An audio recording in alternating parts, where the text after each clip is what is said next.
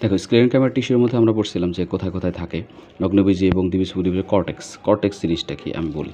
সে কর্টেক্সটা হলো তোমার, এটা একটা কাণ্ড। দেখো এই কাণ্ডের এটা হলো বাইরে থেকে যদি ভিতরের দিকে যাও, বাইরের দিকে হচ্ছে তোমার এই যে এটা বাইরের দিকে একটা ত্বকের আবরণ থাকে, এটা বলে কিউটিকল, এটা মোমের তৈরি একটা আবরণ থাকে।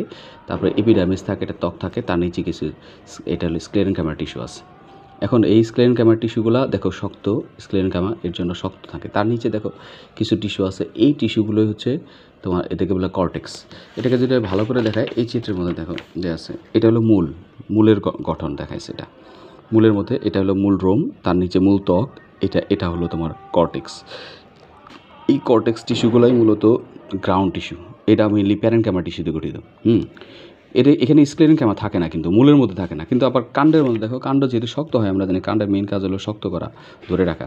তো ওর মধ্যে কী থাকে, এই যে এপিডার্মিসের নিচ বরাবর স্ক্লেরেনকাইমা টিস্যু থাকে যেগুলো, এটা হলো কর্টেক্সের সাথে এটা লাগানো থাকে স্ক্লেরেনকাইমা টিস্যু। তাহলে স্ক্লেরেনকাইমা টিস্যুগুলো এই সকল জায়গার মধ্যে থাকে, কর্টেক্সের মধ্যে থাকে। আর কর্টেক্সটা কি? কর্টেক্সটা হলো তোমার, এটা হলো পরিবহন কলাগুচ্ছ। এই পুরাটা হলো পরিবহন কলাগুচ্ছ। এই যে এখানে যে লাল এগুলো পুরাটা হলো পরিবহন কলাগুচ্ছ। এটা হলো জাইলেম, এটা ফ্লোয়েম।